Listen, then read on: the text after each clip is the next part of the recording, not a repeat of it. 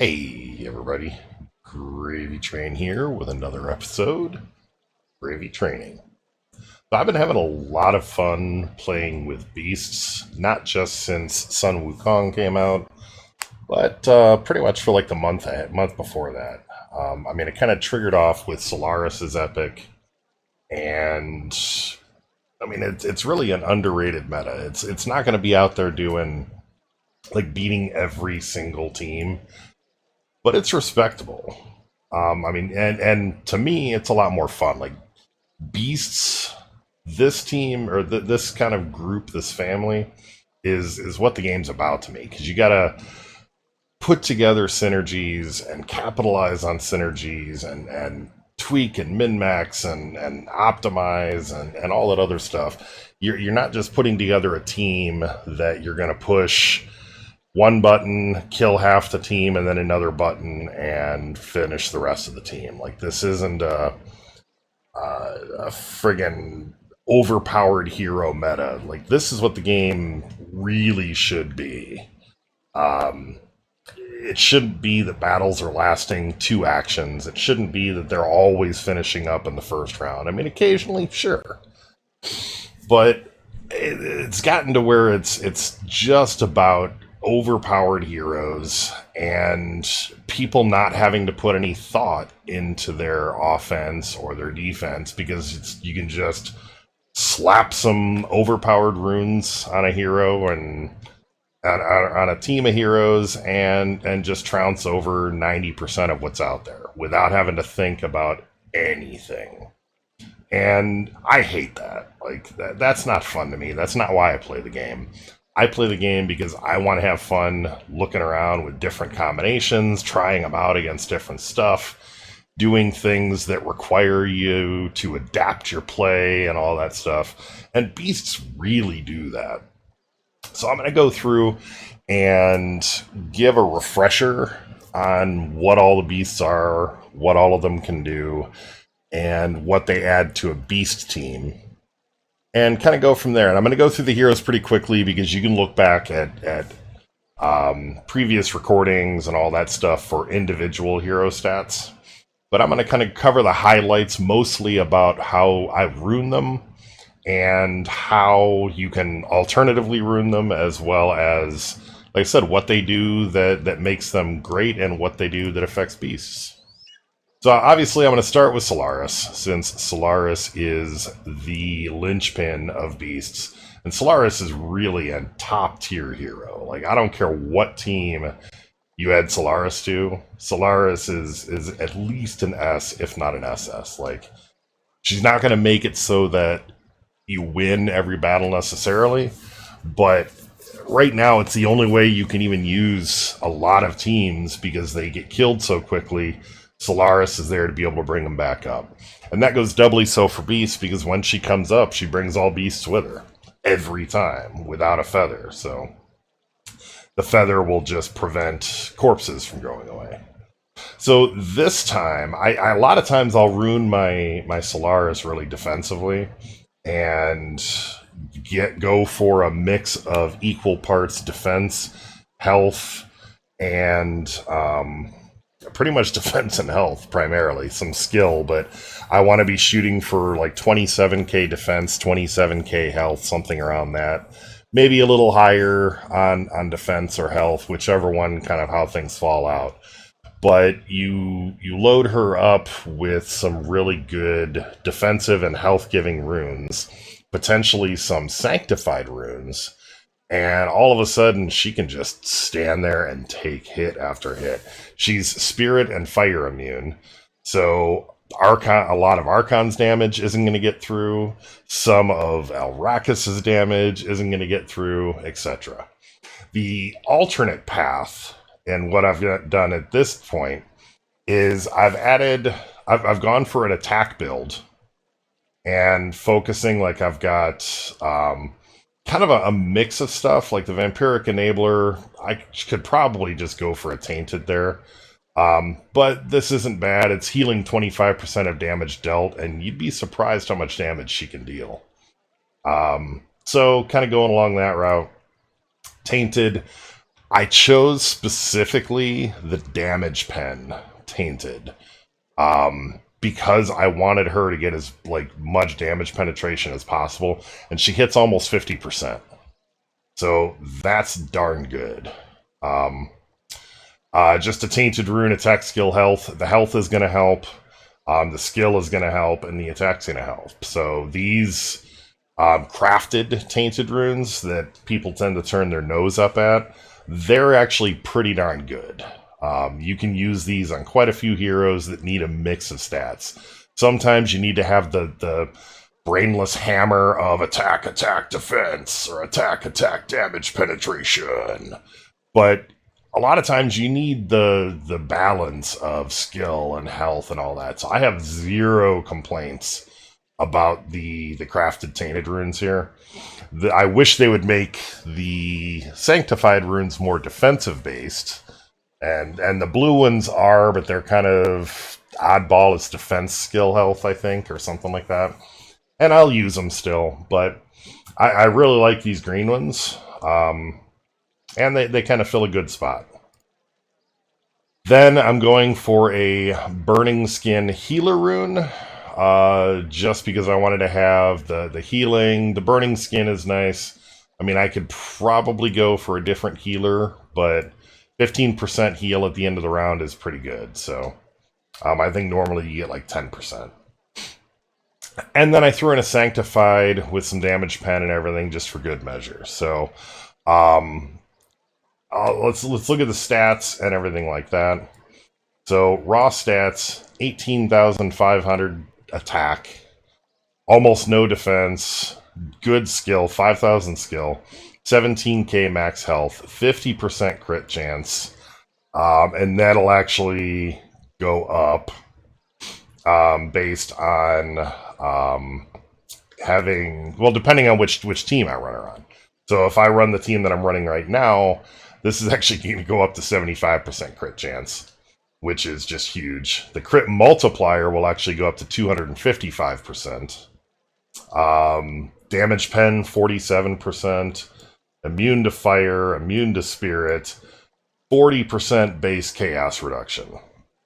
So she is going to stand strong against dragons and tainted runes. I mean, 40% of that damage just goes away, and almost at cap.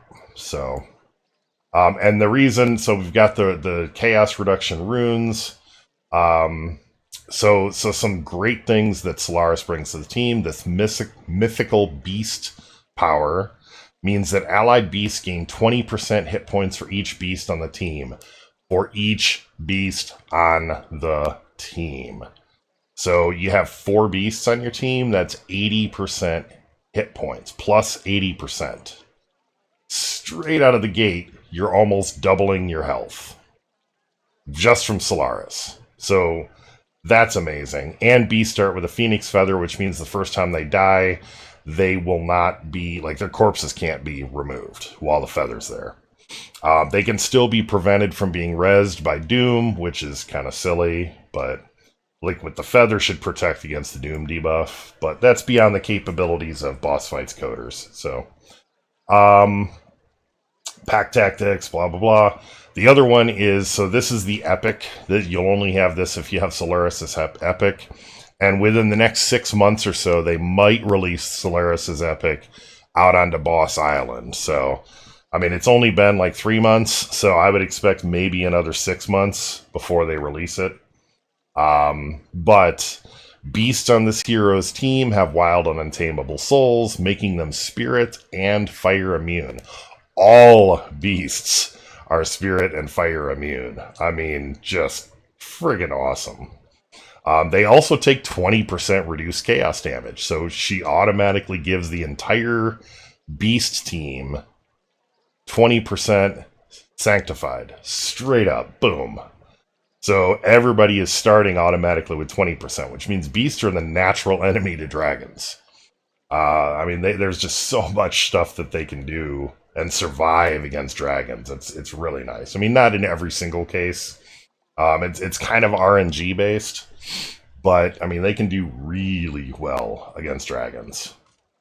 And then generates Fury. So Fury is going to be, you're going to get bonus Fury from your attacks. Fury is what allows her to do the res. So it builds up that Fury, and then she can do the resurrection of the whole team. So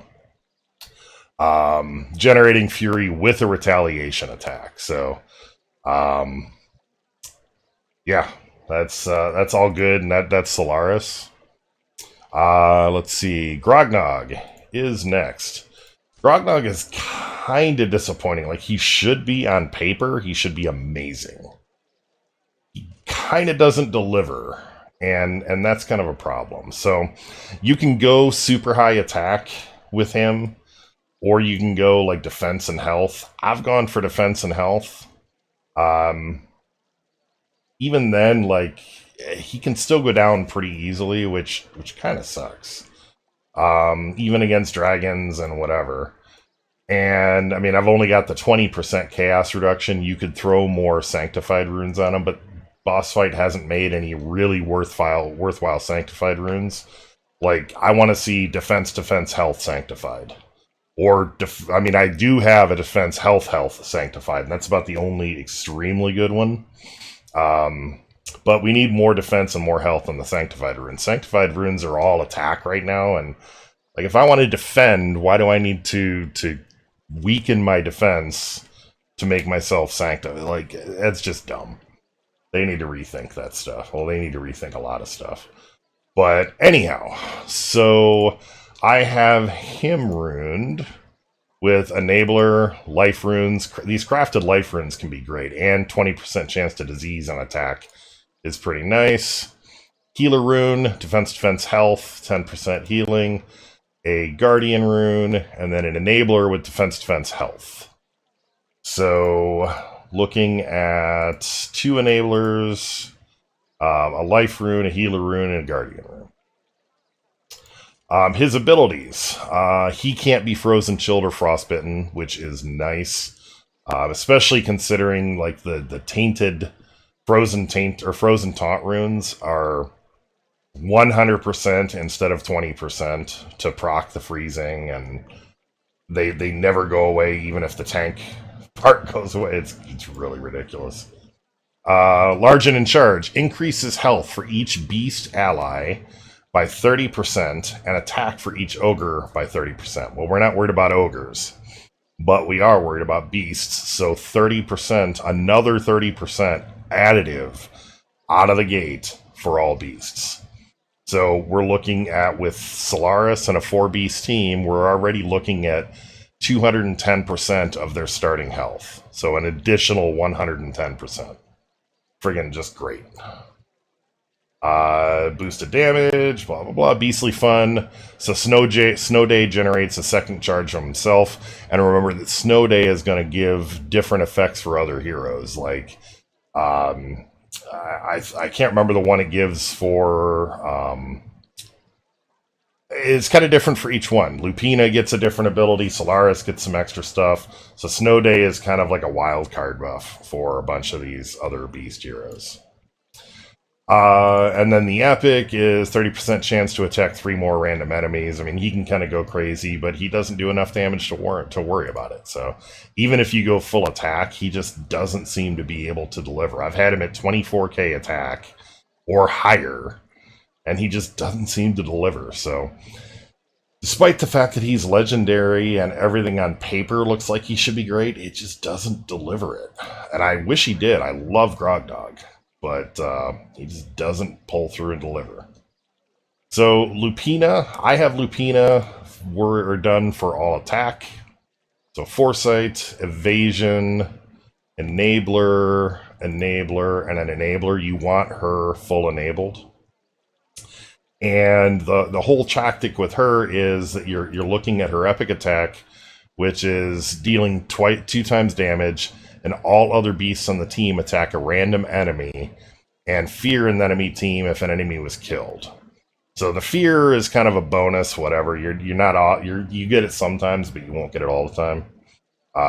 And sometimes the fear doesn't even do anything. So, but the big thing is that you're making everybody on the team do a basic attack, which means that that's where you're going to be able to have, I mean, you're going to get good damage out. You're going to get warrior triggers and all that kind of stuff. So it's pretty nice.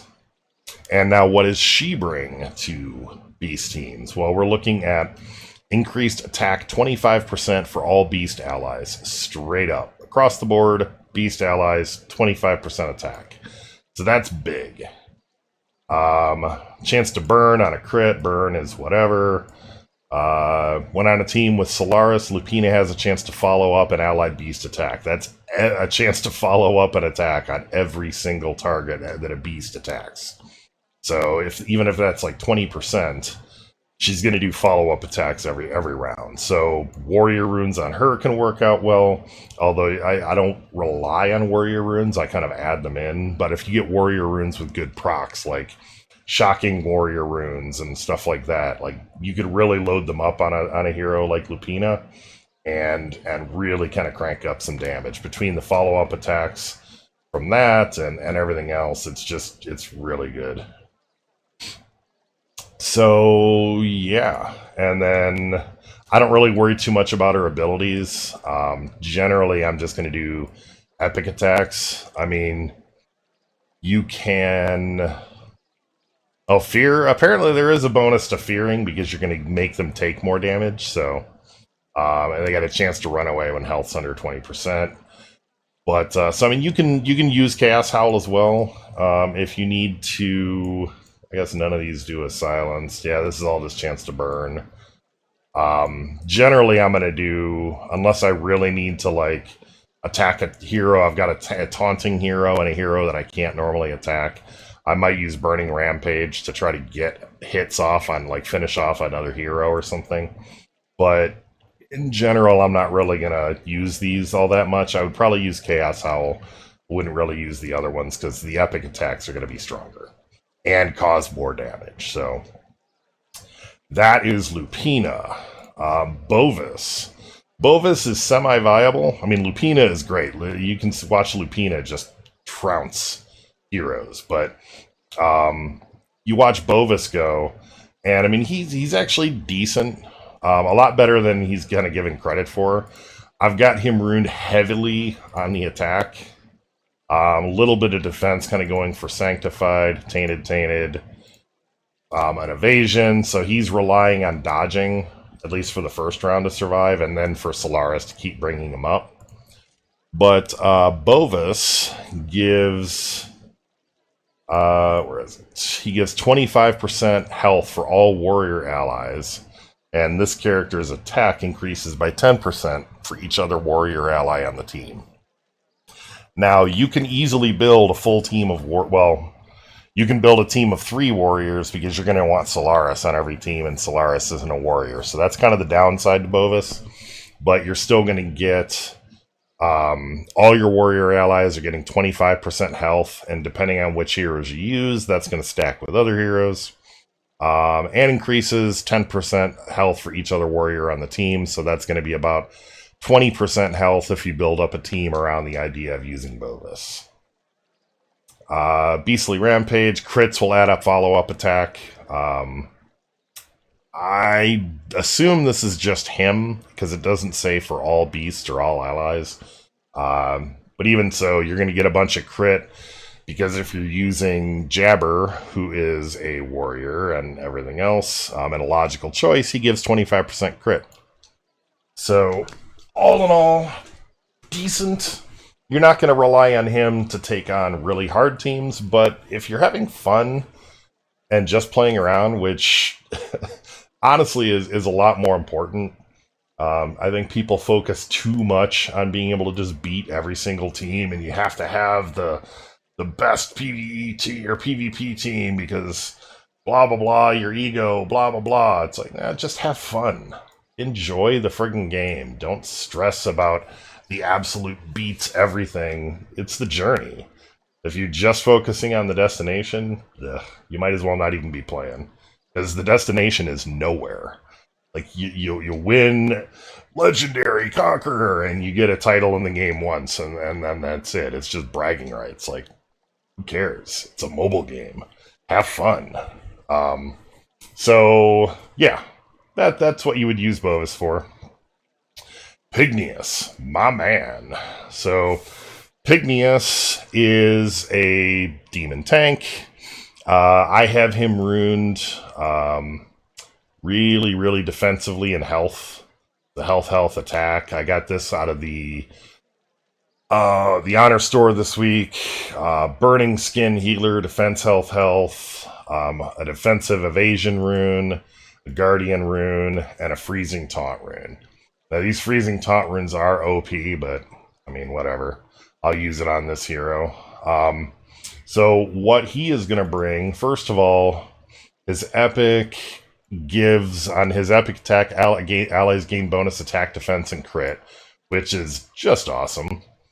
I don't have him 3 enablers though. I think, what did I have? 1.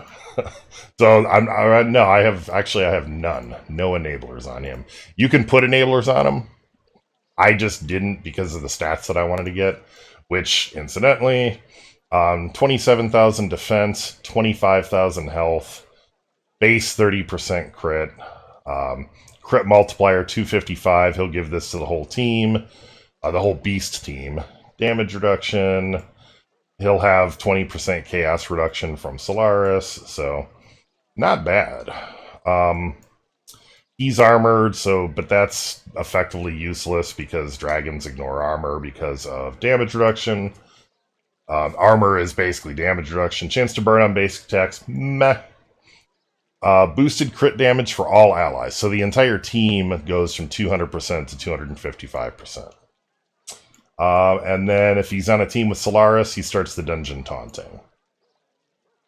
So he's going to be giving... Oh, and there's this. When on a team with Solaris... start the dungeon taunting... Where was it? It was this one.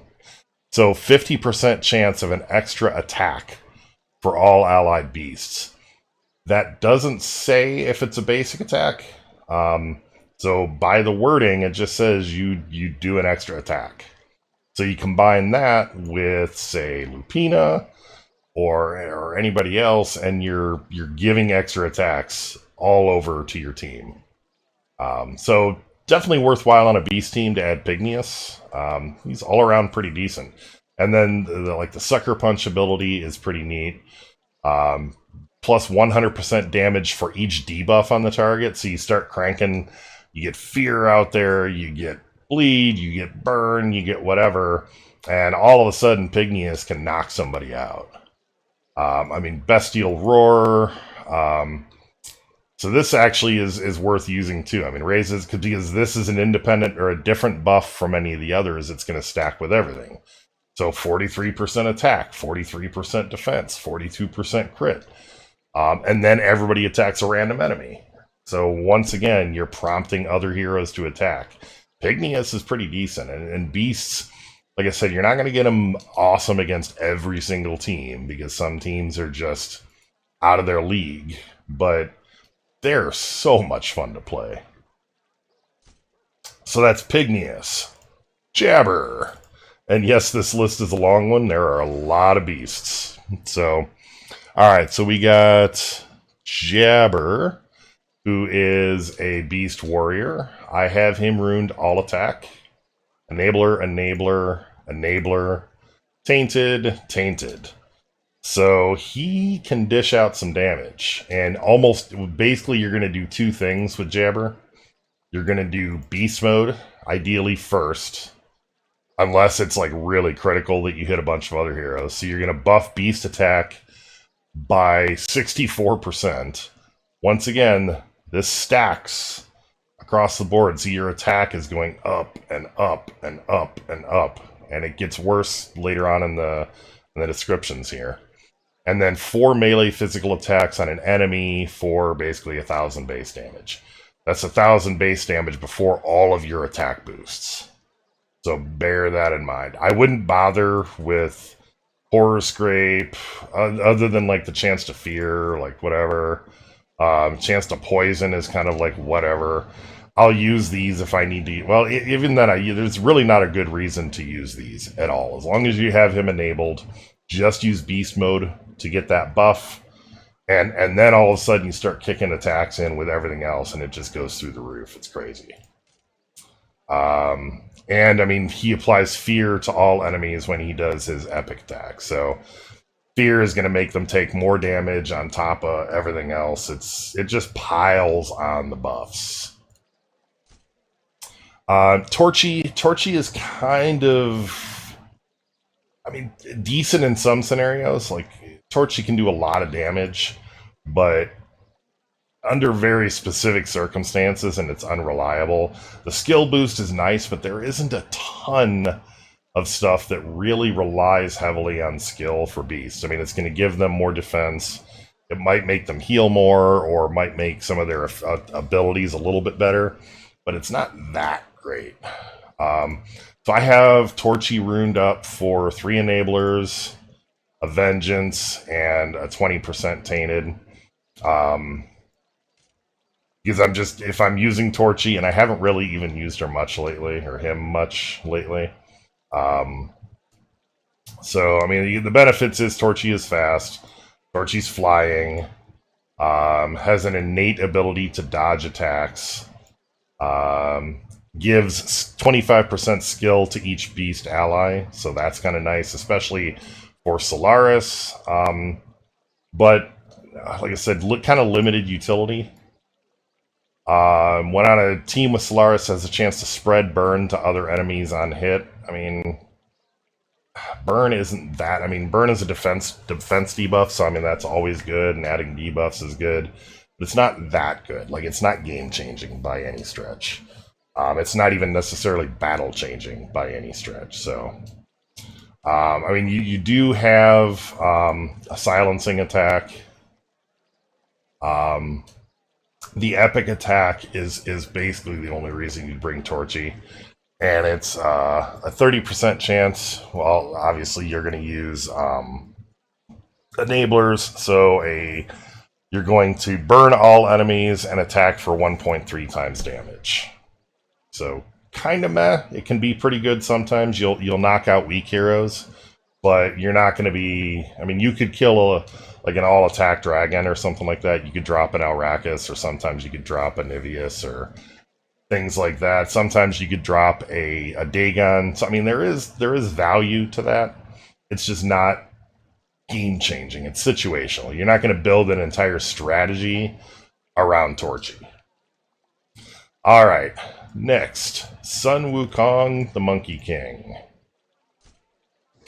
Now, this hero is I mean, this hero and Solaris are just friggin' incredible. I love this hero so much. Even despite, like, null magic, you just get around. It's just so much fun. So, got the Chilling Festive on him, just for the energy. Got an evasion rune. A shield piercing rune. I wanted to have shield piercing because he does so many follow-ups and things like that, or retaliation attacks. And then burning, I mean, I'll add a burn. A sanctified rune and a sanctified rune. So this one is attack damage pen. And then, so I've got, basically I'm capped out on chaos reduction right now on a team with Solaris. 20% from Solaris, 30 and 30 here. So I'd take, I'm at 50%, which is the cap of chaos reduction. So he is a dragon killer. Just friggin' love this guy. And then, like I said, kind of all attack for the most part. This one's got damage pen. I try to stay away from using damage pen on him, or even kind of on Beast in general, but especially with him. Because he has a passive that, where is it? This one. Nope, not that one. This one. So, allied beasts gain 20% attack for each beast on the team. So you remember Solaris gave 20% health for each beast on the team, and it stacks. Allied beasts gain 20% attack for each beast on the team. So that is basically, on a 4-beast team, 80% attack boost out of the gate. So by reducing, like by using the damage pen rune, I'm actually losing some potential attack. Like I'm losing that 80% multiplier, but I'm gaining quite a bit of damage pen, so it kind of offsets itself.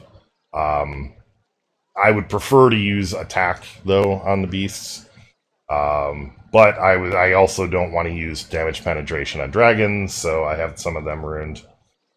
So yeah. So he also brings Stone Skin takes reduced damage from all non-chaos sources, and then he only takes 50% chaos damage. And he's immune to being stoned, burned, frozen, or shocked. So that's all helpful. Like burned, meh, but it'll stop chaos burn and stuff like that. But not being able to be stoned, frozen, or shocked is great. And he is magical, so if you're on a team with Lori, that's going to help Lori. It's also going to help enemy Loris, so that's kind of a meh downside. Monkey Tricks. At the end of the round, 30% chance to apply Monkey Business to an ally. So Monkey Business means that when an enemy or when an ally gets attacked, or he gets attacked, if they have a stack of Monkey Business, they will have a... whatever the state Sun Wukong was in when he applied Monkey Business, like if he was at full health when he applied Monkey Business, he'll be full health when Monkey Business procs. If he was down to like no health when he was applied, it'll have no health when it's applied. But he steps in, takes the hit instead of the target that was there. And then if he's still alive, he'll do a retaliation attack, which is using Sun Wukong's stats. So he's going to be able to basically do a full attack, and it basically is him doing the attack. He's just cloned in that other spot. So, I mean, Monkey Business is just an awesome buff. And not only all beasts start with Monkey Business at the start of the fight, he has a 30% chance to apply Monkey Business to an ally at the end of the round. And beast allies also have a 20% surprise chance to be replaced by a Sun Wukong clone when attacked. So this means that they get just straight out Monkey Business can be put on an ally 20% of the time when they're attacked. So it's not even a matter of at the end of the turn they have a 30% chance to get it applied. Nope. Beast allies have 20% chance for him to jump in the way with a clone and do an attack. So this hero is so much fun. I have him runed heavy attack. What are his runes? So I went over the runes, so he's all attacking and all that stuff. His abilities, I mean, his first ability applies off balance and is undodgeable. So you can hit all those heavy dodging heroes, assassins, people with evasion runes, all that. You have a way to hit those heroes. Arya, blah, blah, blah. Whirling Staff attacks all enemies for 33 base damage, basically 3,000 to 3,500 base damage. Applies Monkey Business to all allies. So once again, you're applying that buff to all allies. Headband Trap. This does 4,000 base damage. Target is restrained, unable to act until Sun Wukong's next turn. This applies technically whether you hit or not. I've never seen it not hit, because it applies this first, I think. Now, I've seen Headband Trap get prevented by Foresight or by Lori making heroes untouchable with buffs, blah, blah, blah. He should really be flying, according to the lore. Like, the Monkey King can fly. So that's something they should consider adding, and then he can apply these debuffs all the time. There's a couple of like little tweaks they should really make for him. Flying is definitely one of them, though. I mean, the Monkey King flat up can fly. Based on the lore. Like, he is absolutely modeled off of the Monkey King in Chinese folklore / the cinema. So, and then finally he's got Cloudhop, which is another powerful base damage attack on all enemies.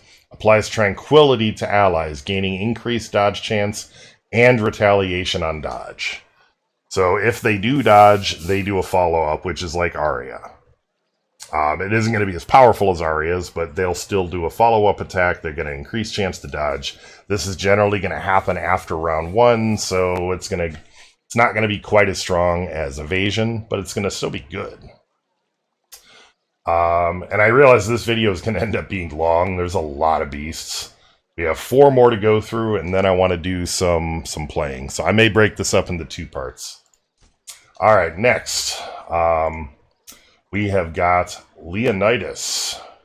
So I have him set up for defense, health, guardian, an aversion healer instead of having taunting.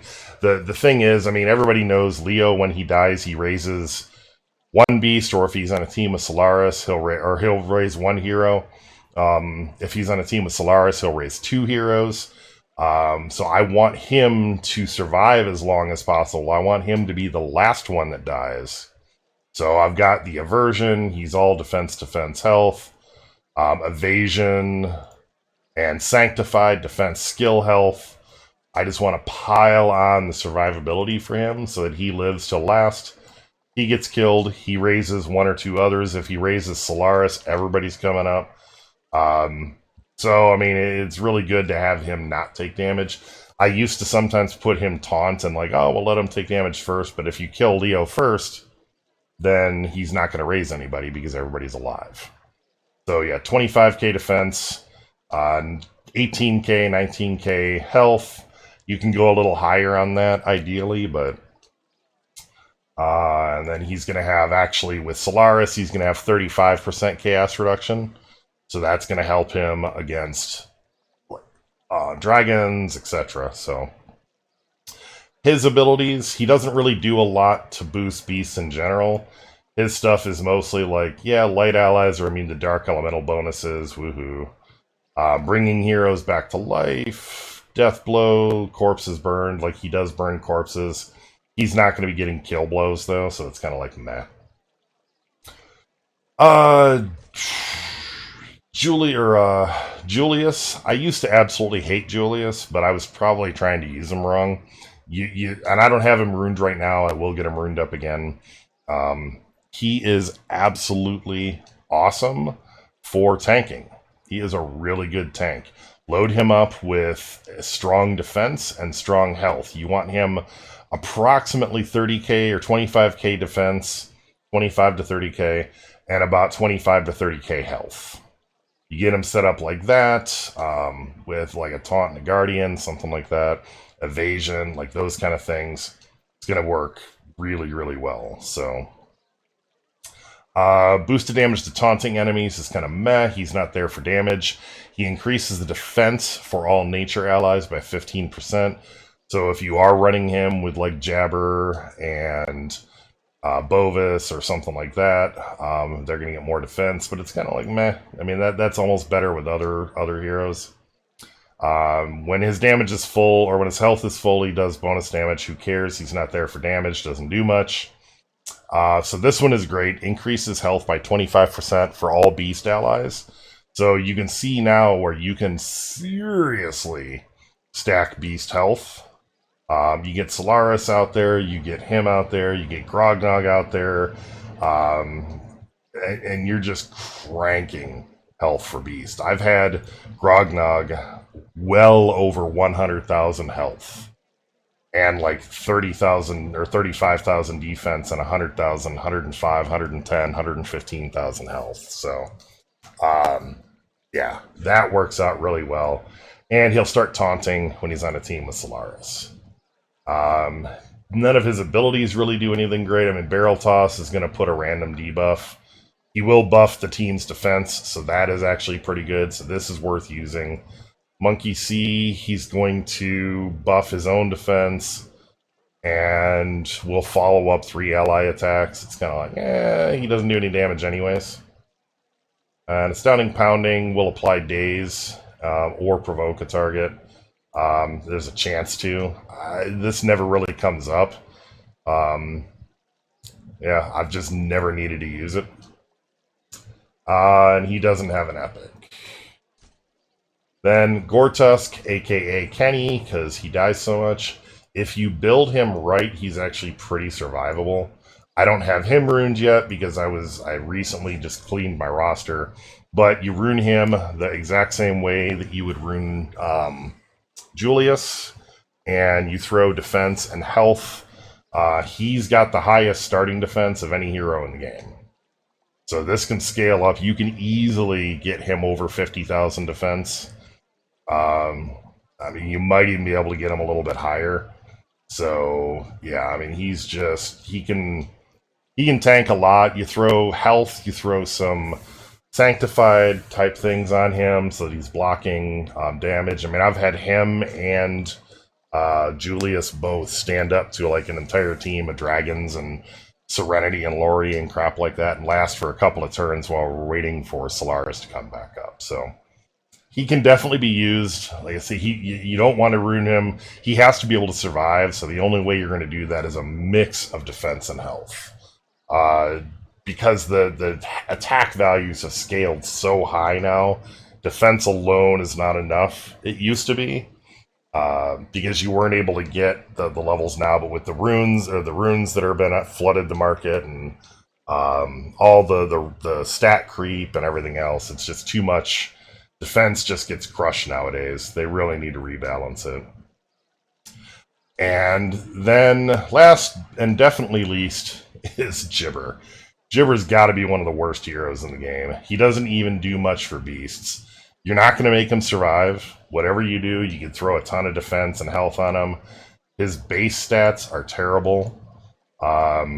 He's immune to shock and a chance to shock on crit. Woohoo! Like, who cares? Boosted damage to non-armored targets. Who cares? Jabber will follow him. That's about the only reason to do anything with him. But even then, it's like, maybe you make Jabber do a free S1 or something like that. Like, it's just not worth it. And when on a team with Solaris, has a chance to perform a basic attack at the end of the round against a random target. Oh boy, he'll do no damage at the end of the round. Like, he's just an absolute waste. Yeah, I mean, 3 melee attacks for not even as much as Jabber does. Disabling strike, I mean, a chance to paralyze, blah, blah, blah, not worth it. And, I mean, this, all beast allies gain +1 energy and a chance to shock on attack. And then all other beast allies attack a random enemy. This would be even remotely the only saving grace. But it doesn't start powered, so you're going to have to throw festives on him. He's just really not worth it, so... Anyhow, this video has gone pretty long. We're already at almost 45 minutes. So I'm going to put a break on this one, and then I'm going to do some PvP as a part 2 to this with a bunch of beast teams and let you see how it works. We'll see you in the next part. Peace.